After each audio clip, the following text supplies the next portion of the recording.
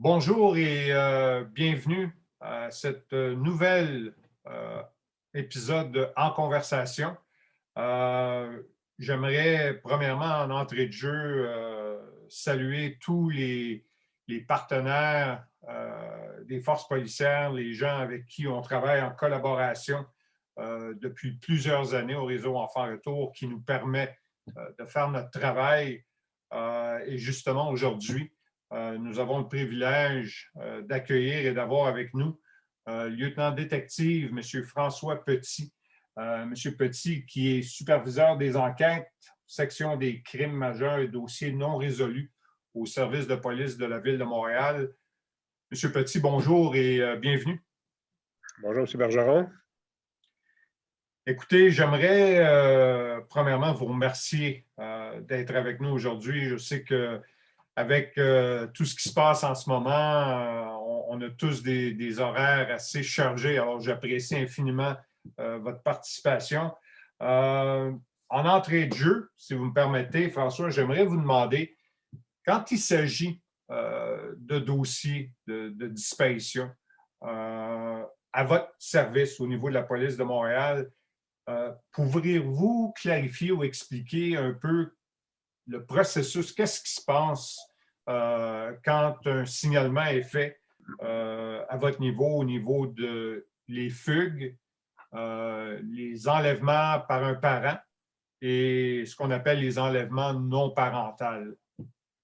Okay, je vais commencer par la base. Bon, au niveau d'une disparition, après ça, je vais peut-être décortiquer les particularités de chacune d'entre elles. Parfait. Au niveau des disparitions, bon, premièrement, il y a un signalement qui est fait. Il y a des policiers en uniforme qui vont se rendre sur les lieux de l'appelant et vont prendre des renseignements et par la suite, les renseignements nécessaires concernant la personne disparue et tout renseignement qui vont pouvoir nous aider à la localiser. Au SPVM, on a la chance d'avoir quand même une très bonne structure pour relocaliser ces gens-là. C'est certain que c'est du cas par cas.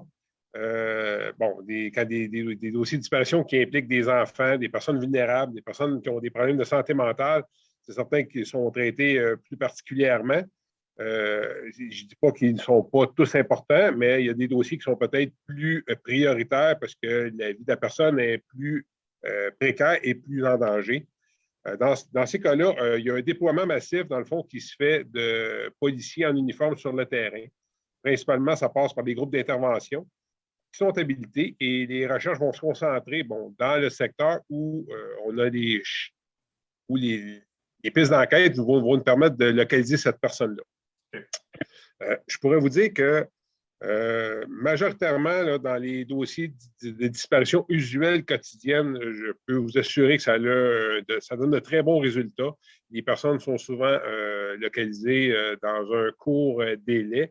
Il faut comprendre qu'avec la réalité de Montréal, beaucoup de cas de santé mentale, beaucoup de personnes vulnérables. Alors, ce genre de situation-là revient assez régulièrement à notre niveau et ça donne des bons résultats.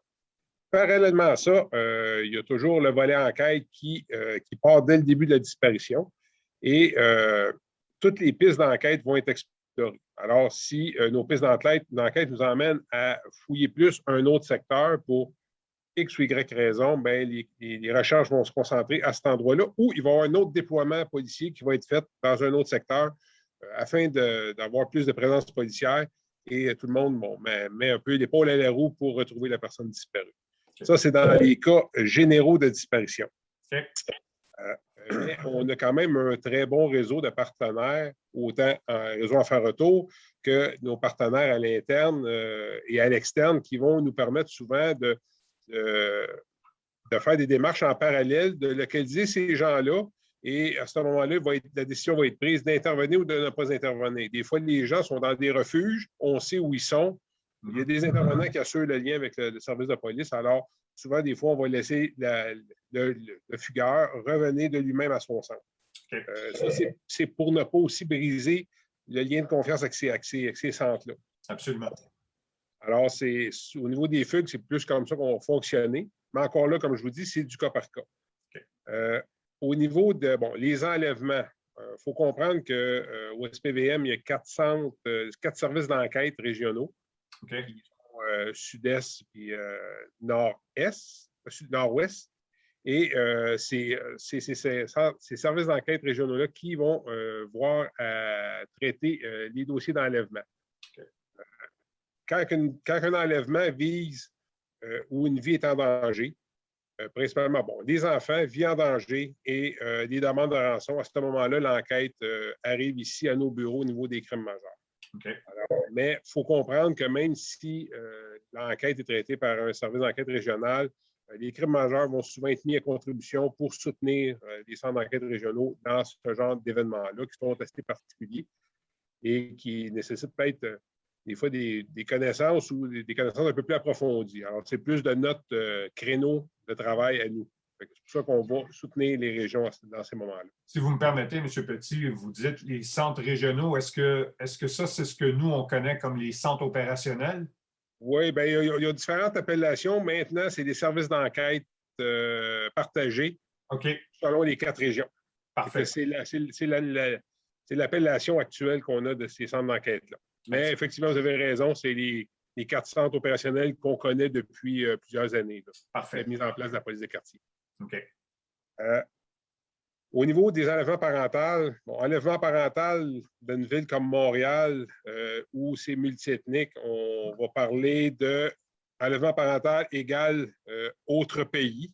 Mm-hmm. Souvent, ça va être le cas. C'est encore là, une fois, chaque dossier est pris un à un et c'est du cas par cas, comme on peut dire. Oui. C'est certain que quand on parle aussi dans un premier temps, enlèvement parental signifie enlèvement. Que le premier élément qu'il faut vérifier, est effectivement, est-ce qu'il y a enlèvement ou c'est plus un conflit d'ordre civil? Alors, c'est sûr qu'il faut confirmer qu'il y a vraiment eu lieu un enlèvement. Et à ce moment-là, plusieurs partenaires vont se joindre à nous.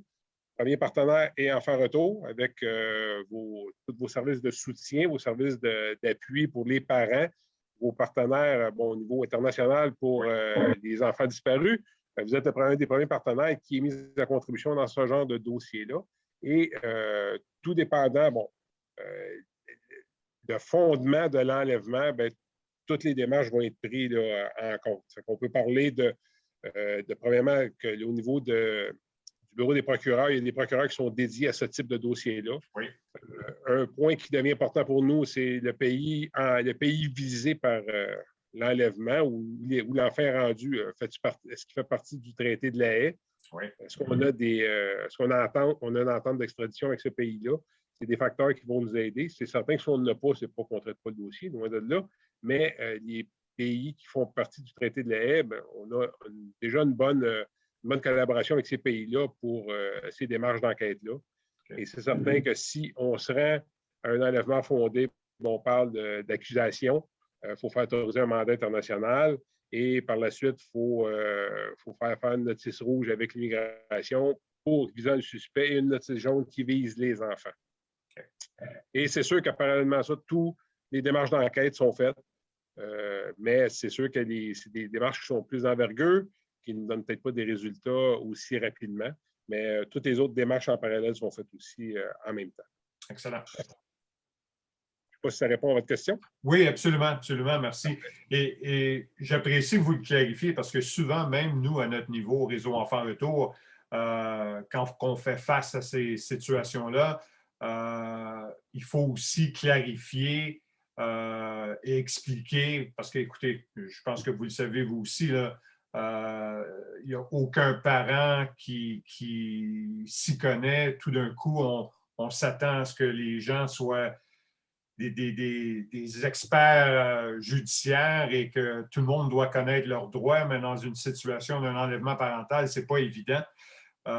Pour nous, justement, au niveau de notre rôle, c'est de clarifier qu'au niveau du service de police, et corrigez-moi là, si je me trompe, mais au moment où on détermine que l'enfant a été déplacé, qu'un déplacement illicite qui a été apporté hors de territoire, les policiers, eux, vont prendre la plainte du parent qui est laissé derrière, mais le processus judiciaire, si vous voulez, à ce moment-là, la plainte ou la déposition du parent se rend à un procureur de la couronne qui, eux, décident si on va porter des accusations contre l'autre parent, n'est-ce pas? C'est ça. Oui, c'est ça. Effectivement, que ça part par une disparition. Oui.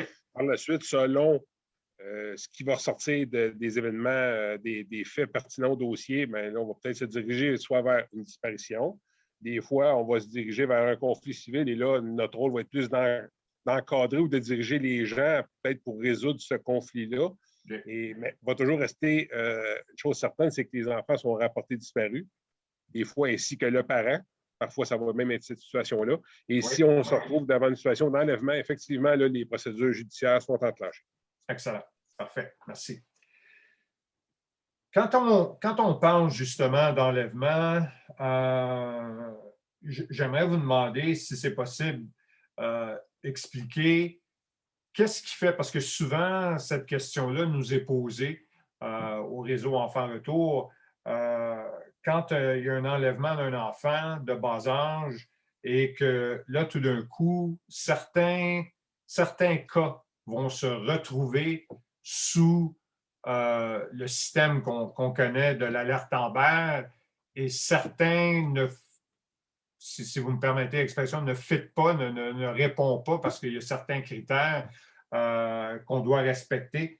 À votre niveau, au niveau du service de police de la Ville de Montréal, à quel moment est-ce que justement une alerte Amber est déclenchée dans les cas d'enlèvement d'enfants? Bon, premièrement, pour déclencher l'alerte Amber, bon, la seule personne ici au service qui est mandatée pour déclencher ce type d'alerte-là, c'est le commandant des crimes majeurs ou son remplaçant. Okay. C'est lui qui est le seul qui est habilité à déclencher une alerte Amber. Et l'alerte Amber doit viser certains critères. Comme vous l'avez dit d'entrée de jeu, on doit avoir soit des motifs de croire un enlèvement ou qu'on a un enlèvement confirmé. Deuxièmement, et que cet enlèvement-là vise un enfant de moins de 18 ans. Okay. Deuxième critère, la vie de l'enfant doit être en danger. Et finalement, on doit détenir suffisamment de renseignements qui vont nous permettre d'enclencher l'alerte Amber. Ça ne veut pas dire que ça prend le nom du suspect, tous les renseignements sur celui-ci. Des fois, juste avec le nom de l'enfant, avec un peu de détails, va nous permettre de déclencher l'alerte Amber. Mais c'est du cas par cas, mais ces critères-là doivent être réunis avant de faire le déclenchement. Parfait. Et effectivement, que ce n'est pas non plus un automatisme que l'alerte Amber va être déclenchée. Parfois, selon les informations que les enquêteurs et les services de police détiennent, il n'est pas avantageux de déclencher, il est plus avantageux pour nous de ne pas médiatiser ce genre d'événement-là pour augmenter nos chances de succès. Alors, c'est vraiment du cas par cas et c'est pour ça que c'est vraiment le commandant des crimes majeurs qui est le seul habilité à déclencher ces alertes-là. Parfait. Excellent. Merci. Dossier non résolu, vous l'avez mentionné tout à l'heure. Quand on parle d'un dossier qui est non résolu, un dossier de longue date, est-ce que vous pouvez brièvement, ça veut dire quoi exactement? Qu'est-ce qui fait qu'un dossier de disparition devient un dossier non résolu? Et à quel moment, qu'est-ce qui fait que vous allez réactiver une enquête dans un dossier de longue date? Et en dernier point, à quel moment aussi est-ce que vous allez faire appel aux médias, par exemple, pour demander de l'information ou réactiver un dossier qui est classé comme non résolu? OK. D'entrée de jeu, bon, il faut dire que tous les dossiers de disparition qui ne sont pas résolus ne sont jamais fermés. Alors, je ne dis pas qu'on travaille dedans 24 heures sur 24 non-stop parce qu'il y a un certain moment donné qu'on vient à bout de nos ressources, de nos techniques d'enquête et qu'on n'a plus de pistes pour avancer. Alors, à ce moment-là, tout dépendant du type de dossier, c'est certain que ça ne devient pas nécessairement un dossier non résolu parce que parfois, pour différentes raisons, il y a des gens qui ont décidé de disparaître volontairement et qui vont réapparaître. Oui. Il y a des gens qui ont décidé de quitter le pays. Il y a plusieurs facteurs qui peuvent motiver des gens à fuir leur milieu et sans donner vraiment de raison. Alors, c'est sûr que ce n'est pas un automatisme, mais après un certain temps, autrement dit, c'est qu'est-ce qui est fait à ce moment-là, c'est que le dossier tombe sous la coordination des crimes majeurs. Alors ici, à notre bureau, on a un coordonnateur qui voit l'exactitude des renseignements contenus dans le rapport en fonction des renseignements aussi qui sont contenus dans les banques de données. Si on parle des banques de données de renseignements policiers, le site Internet, à ce moment-là, le dossier va souvent être alimenté sur le site Internet du SPVM et aussi à travers tout notre réseau de partenaires. Alors, c'est là peut-être qu'on tombe dans la case dossier non résolu. Et là, à ce moment-là, une des premières démarches qui va être faite, ça va être de revoir la famille ou l'entourage immédiat de personnes disparues, que ce soit famille, amis, collègues de travail, des gens significatifs dans sa vie qui peuvent nous donner de l'information et faire avancer le dossier. Et des fois, la personne va faire sa vie pendant plusieurs années là-bas, mais à un moment donné, va décéder. Alors, c'est certain que nos démarches, quand on parle de dossiers non résolus, mais nos démarches sont plus poussées envers nos différents partenaires ou envers différents sites de recherche qu'on peut faire.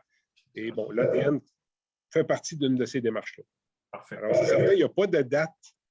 Il n'y a pas une date ou un moment précis qu'un dossier devient un dossier non résolu. Une fois de plus, c'est du cas par cas, tout dépendant quel type de personne. C'est une personne qui a des problèmes de santé, problèmes de santé mentale, problèmes de santé en elle-même.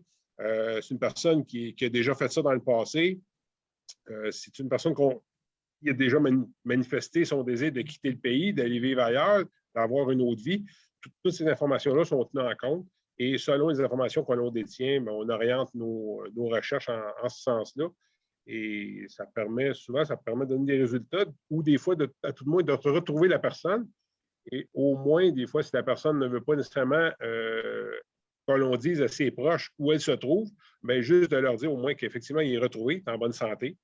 Et que lui, à un moment donné, s'il décide de rentrer en contact avec sa famille, ça va être son choix à lui pour respecter ce désir-là des gens. Alors, il n'y a pas vraiment, pour répondre à la question, il n'y a pas moment précis que ça devient un dossier non résolu, mais c'est certain qu'il faut penser que ce n'est pas après une semaine, 2 semaines.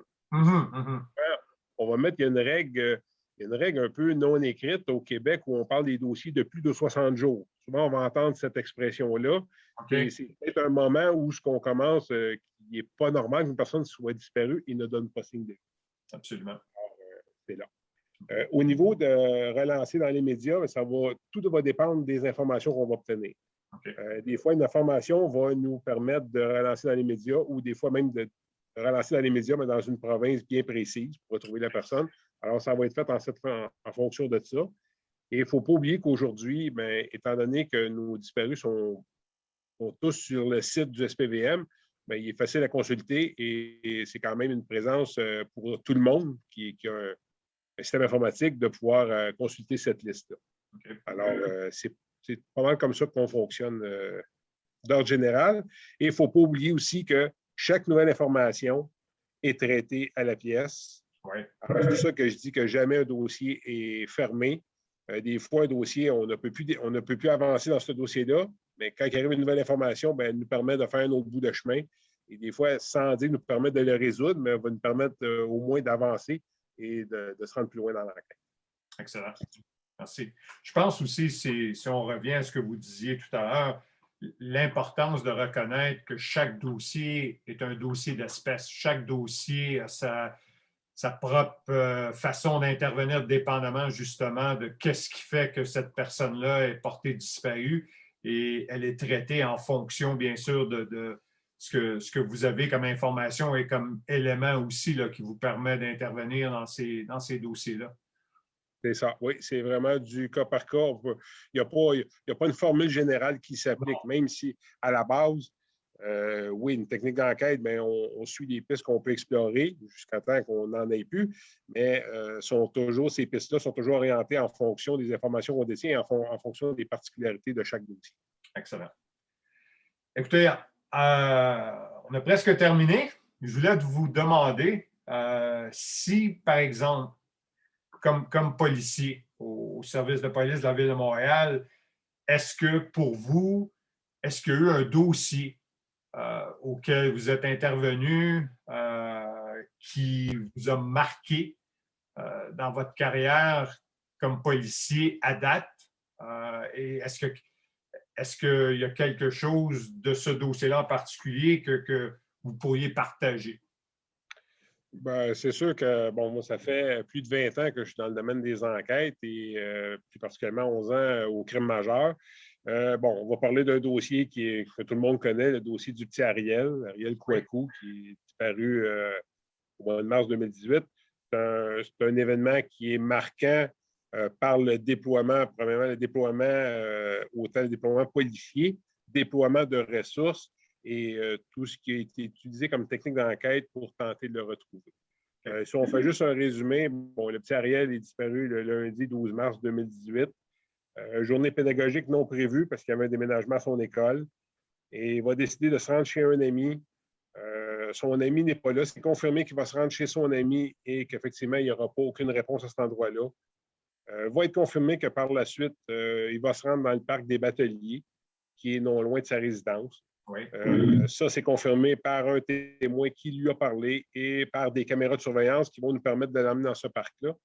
Bon, c'est sûr que bon, le soir même, il y a eu, on se rappelle que le soir du 12 mars 2018, rien pour aider, une grosse tempête de neige Oui.